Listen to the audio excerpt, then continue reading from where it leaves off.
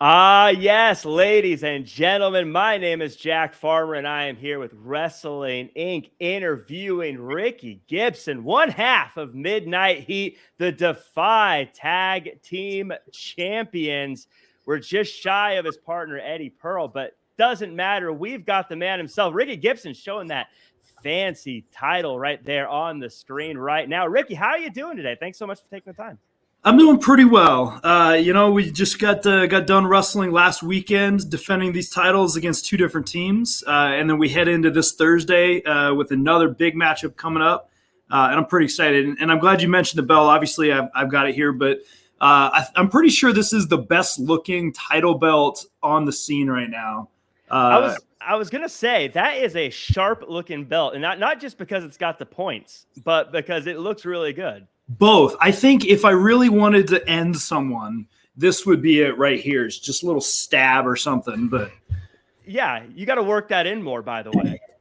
if it's there. If the opportunity is there. You mentioned, by the way, that you just defended, but I want to point out something. I looked up online, and the internet is pretty much 100% correct about everything you look up on it. It says that you guys are on day number 620 as the tag team champions, the longest reigning champions over at Defy. In fact, you're doubling the last guys that you beat, War Beast, which, by the way, War Beast, no joke there, but you're doubling the length of their reign. You got to feel pretty good at this point. I do feel pretty good. We are undefeated at Defy. I'll pull the curtain back a little bit. If you live in Oregon or Washington, Defy is the place to be. And it has been for a long time, since day one when they opened up. And Eddie and I had our sights set on Defy because of the talent that they bring in, the level of competition they have, and of course the fans there.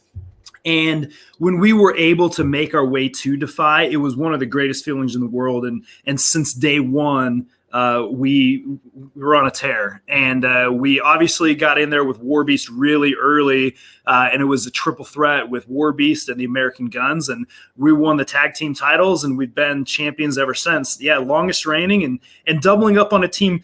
War Beast is no just tag team, right? They're well known for anything goes.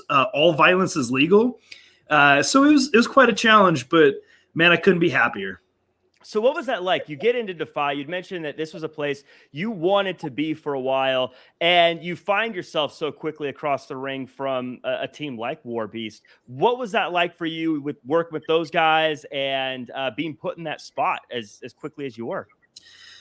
We were ready for it. So that's the thing about it is Eddie and I have been tagging for a while now, and we're not just two guys that got thrown together to tag up. Like, there's a lot of people out there that are very successful that are just two guys that get thrown together. Eddie and I are best friends. We hang out all the time. We talk to each other every single day. We run a wrestling school together 4 days a week. We're always together. So when you say two people ready to go, we were ready to go. We were ready to face the best tag teams in the world. And War Beast is one of them. Like, you're standing across the ring from two guys that really have no care of anything else other than winning. And I don't know if you've ever met Jacob Fatu, but he might be the strongest guy in the universe. And he shows it.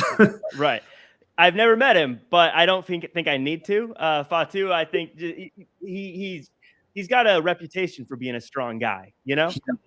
He does. And you had mentioned something you had said kind of right off the top is that you defended last weekend. You're defending again on Thursday. Defy, by the way, dangerous this past weekend, retaining a three-way. Before that, September 25th, you had a loser leaves Defy match. Again, back on Thursday. Obviously, some time was taken off over the course of 2020. But it feels like Defy and Midnight Heat, you guys are back and cooking and full steam ahead.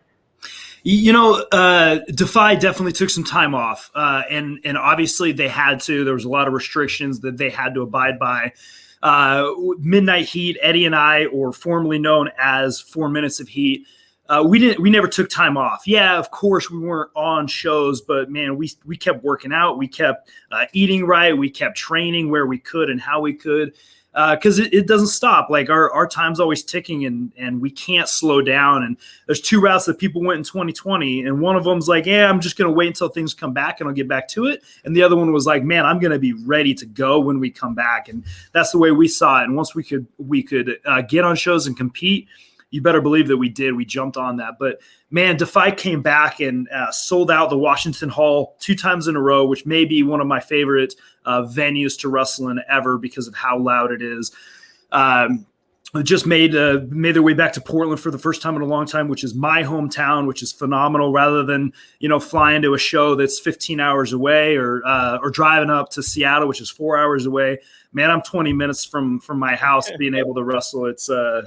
It's great, but it's no easy competition either. We were supposed to go in there.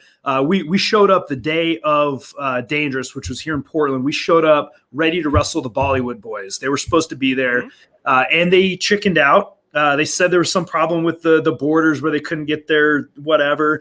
But they didn't want to be there to face us. And instead, we get thrown in with Toko Uso, who, speaking of very strong guys, are 2 of the other strongest guys I've ever met as well. And of course the Cook Bros, which we've gone rounds with forever, way longer than I want to know the Cook Brothers. But we got thrown in there once again in a triple threat where it doesn't matter who gets the pin, whoever pins the other person gets the title. So we didn't even have to be involved. So you better believe we try to be in there as much as possible.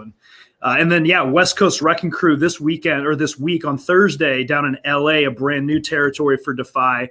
2 guys that, again, I've gone way back with. I knew Jarrell when he first started wrestling, and I'm very excited to see how far they've come. But I'm more excited to show that Midnight Heat is a tag team that's going to beat them. Yeah, you just mentioned West Coast Wrecking Crew, a team that I don't want to. I don't want to compare before the match even happens, but they've had some pretty big matches over the past year themselves. I mean, being up against FTR, Team Taz, SCU, just to name a few. Is there a part of you that kind of looks at other teams like West Coast Wrecking Crew that you're competing with? Is there a little bit of you want to show that you're better than them beyond just winning the match, but you can hang with them in all levels? Sure. I want to challenge your wrestling trivia real fast. You just mentioned all the people they wrestled. How many of those did they win? Well, it wasn't a great win-loss record between the ones I named, but I'm happy. I'm just saying, they've had a lot of great opportunities, and I'm very excited to see that for them. The Midnight Heat right now has 7-0 defending our Defy titles. And like you said, longest reigning Defy champions. I'm super excited. They've wrestled some of the greatest teams in the world, and they've lost to some of the greatest teams in the world. And I can't wait for them to add one more loss to the greatest teams in the world they've wrestled. So you're having this match. It's going to be in Los Angeles. First time Defy's coming to LA, and it's going to be over at in Highland Park at the Lodge Room. Tickets still available on DefyWrestling.com. And I want to, for you, because you've wrestled in LA before, both Midnight Heat. You guys have been in LA before. I want to ask you. How would you say Defy is different for all the people who are in LA, all the wrestling fans in LA who have seen there's a lot of wrestling promotions here in Los Angeles. What sets Defy apart? What makes them different? There is. First, I'll say I think I've spent more time in LA wrestling than I have in Oregon and Washington combined of the last 2 years. LA, I said this on my social media the other day. I think LA is my second home, and it's pretty close to being my first home for real. So how is Defy different? Sometimes it's hard to explain like that it factor, because there's something that just separates professional wrestling and Defy wrestling. The energy level, like you're looking at a roster of people that they don't come just to wrestle. They don't come just to, hang out with their friends and family. And, they go out there for a little bit of clout and be able to say, hey, I wrestled in that match. Like that's not what the Defy roster is about. You're looking at a roster of people that want to go out there and be the absolute best in the world.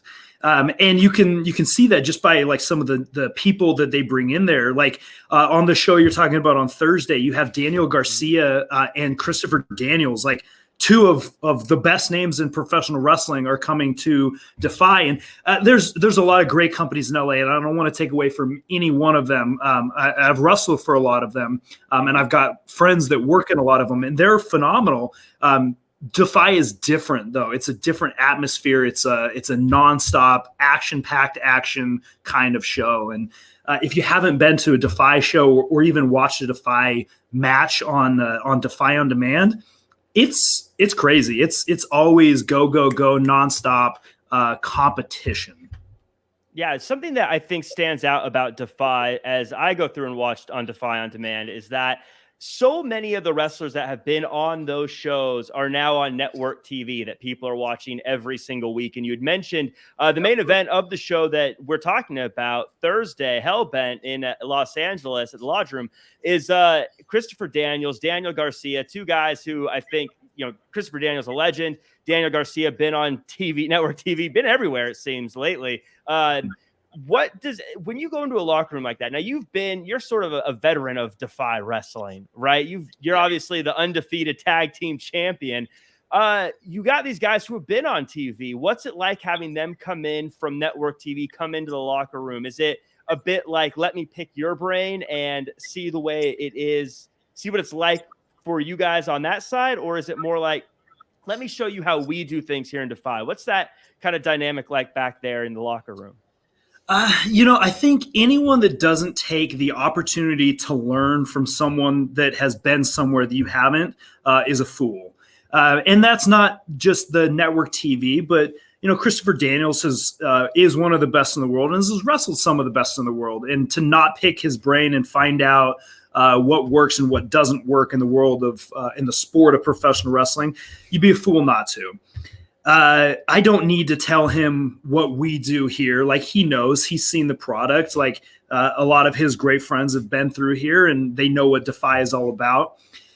Ultimately, when it comes down to it, there's only one thing that we're there to do, and that's win. Like, we're there to compete, whether it's a tag match or a triple threat match or a singles match or all violence is legal match. Like, we're there to compete, and that's like brass tacks what we do. And we all have greater goals and we want to get places that we're not yet. But when we are sharing a locker room, we're all in the same exact spot. We're all in the same building, the same locker room, entertaining the same fans and more importantly, looking for that same win. So if I'm not standing across the ring from a guy and I don't have to worry about whether he's going to punch me in the nose or not, I'm going to ask him for some advice. And if he asks me for some advice, I'd be happy to give it as well. But you take every opportunity you can to learn something from someone. So speaking of different locker rooms, one of the locker rooms you've been in recently was at Primetime Live and Championship Wrestling from Hollywood, the United Wrestling Network. That's here in Los Angeles is where I've seen most of your stuff as of late. You recently had a match with, speaking of AEW and network television, Peter Avalon teaming with Ray Rosas a few weeks ago with the Defy tag team titles on the line. My first question is, when you're someone, we talk to in this day and age, there's so much talk about the quote unquote forbidden door and people working with different companies and things like that. But I think for a lot of people outside of network TV, you've been doing that for a long time, have you not? Yeah, absolutely. There's no forbidden door when you're a non-contracted wrestler. So it's great. So as you're going to these different places, and I've always wondered what the balance is like, because I think a lot of fans, we watch pro wrestling and we think, oh, you work for Defy, you just go to Defy, you see a show is scheduled, you go to your Defy wrestling show, and that's kind of all there is to it. But when you're working for multiple companies, as you mentioned, an uncontracted wrestler, how do you balance those things? Is there something of a loyalty to one company versus the other? Is it first come, first serve? How does that sort of work when you're balancing all these different things? Yeah. So I'm an independent contractor. I have loyalty to a couple key promotions. And by loyalty, I mean, if they reach out to me first, I'm going to save some dates for them. Defy is one of them, of course. Primetime Live, the United Wrestling Network, and I would say those two are probably above and beyond everyone else right now. I love both of those companies. They're just absolutely phenomenal. They treat us really, really well. Other than that, like there's a lot of other really great companies that I work with, and it comes down to who asks first for a date and what's the competition like. And yeah, it's hard to balance. Like when you're not just wrestling once a month, you're wrestling, a couple times a weekend and traveling all over from Seattle and on Friday to LA on Saturday. Like that stuff happens, and it's a little bit different than getting a week off and resting and relaxing. And you still got to get up, you still got to go to the gym, you still got to get your workouts in, you still got to come to the school and roll around. Like all that still comes up. So that brings up to me something that was fascinating to me is defending the Defy titles on Primetime Live. That to me seems like something that could get very messy if you have Defy's tag team titles being defended on the United Wrestling Network. Are you a part of that when that decision is made, or is that something where the promoters sort of talk it out and you kind of get told whether or not the title's on the line in the match? What's it like when you're defending a title on a different company's show? It's always a little bit nerve-wracking, so first of all, I think United Wrestling Network and Dave Marquez Promotions, like he does a great job of integrating all of those companies and giving a platform for a lot of people to compete on. And that's like the true definition of the exhibition. We go out there to wrestle, and we want to prove that we're the better tag team, or in some cases, better individual wrestler. And it gets a little bit nerve-wracking when you're defending the titles for a company with two guys that have never wrestled for that company before. And Peter Avalon and Ray Rosas have been all over the West Coast, obviously been tagging for longer than Eddie and I. The difference is we are currently tagging together, and they weren't. Like they've had a little hiatus tagging together, and I'm happy to see them back together, but that's kind of the difference maker. But you got to imagine the shame that I would have to lose the titles and then, give up those contracted or those matches that we had planned that were supposed to be us, that now they would fill in our spots and get that opportunity for those matches. Like they could have easily wrestled the West Coast Wrecking Crew on Thursday if it wasn't us that beat them on Primetime Live. That could happen, and I'm happy it didn't, obviously, and we did what we had to do to make sure that it didn't. But yeah, your pride's on the line more than ever. Yeah, it'd be a little awkward to go back home missing the titles. I have a question too. This is kind of again, we want to talk about Defy Wrestling and their big show on Thursday in Los Angeles, but I do have a question about a guy named Guy Tweakacetti. And Yeah. I want to ask about what that is like when you guys filmed a music video recently. We did, And absolutely. it was, if anyone hasn't seen it, I definitely recommend Googling it, searching it. It's a fun video. A lot of times, again, as fans, most of us, we have 9-to-5 jobs. We just show up when the schedule tells us to, and we do what we're supposed to do. But filming this music video, that's not actually wrestling. That's something totally different. What does that look like when someone like Guy Tweakacetti or whoever comes up with this idea says to you, hey, we're going to need you on a boat for this day. We're going to need to do these things. Are you a part of that, saying, hey, this is a creative idea I've had, let's work on it? What's that creative process like when you're doing something so far removed from the ring? Yeah. So first of all, this wrestling is my job. Like I don't have a 9-to-5. Like I wrestle nonstop. So my schedule is a little bit more free to do things like that, to spend 6 hours on a boat with Guy Tweakacetti and a bunch of his friends and, some higher talent for the day. It's different. I would like to claim credit for that, but I'd say 99% of that was Guy Tweakacetti. Like the guy is a creative genius. Whether you see it on camera or not, he knows what he's doing, and he knows how to put together a video. He knows how to put together a song. I would like to say that I have a lot of creative influence on that. And of course, once we get out there, like the camera angles and what we do, of course, that's a lot of all of us. But man, I got to give a lot of credit to Guy Tweakacetti. So now you mentioned, I do want to touch on one last thing. You did mention you have your wrestling school of your own. First off, who did you train with, by the way? And tell us a little bit about this wrestling school you have in Oregon. Yeah, so Oregon Pro Wrestling School in Hillsboro, Oregon, which is about 15 minutes from downtown Portland.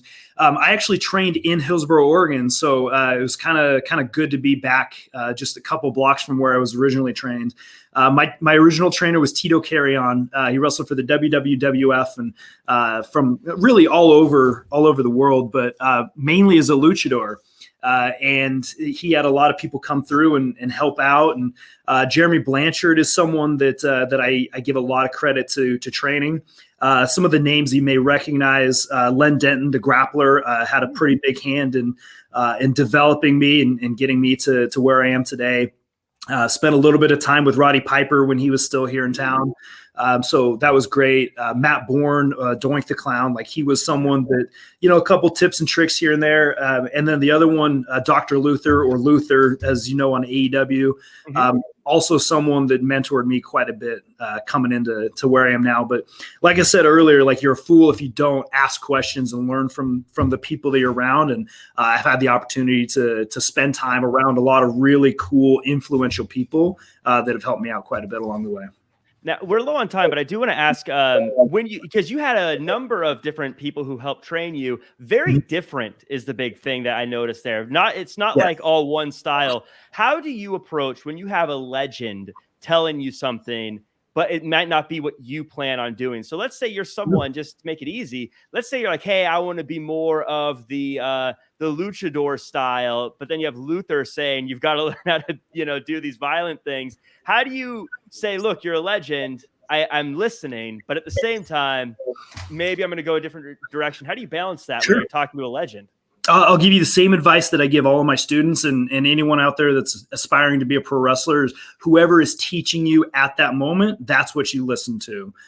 So when Dr. Luther's in there teaching me how to be aggressive and pull hair and poke eyes and grab ears and grab beards, like that's what I'm going to do. When I get in there with Tito Carrion, that's a very much an old school, grab a headlock, do some luchador moves. That's what I do. And you have to pay attention to the person that's teaching you at the time, because they deserve your respect.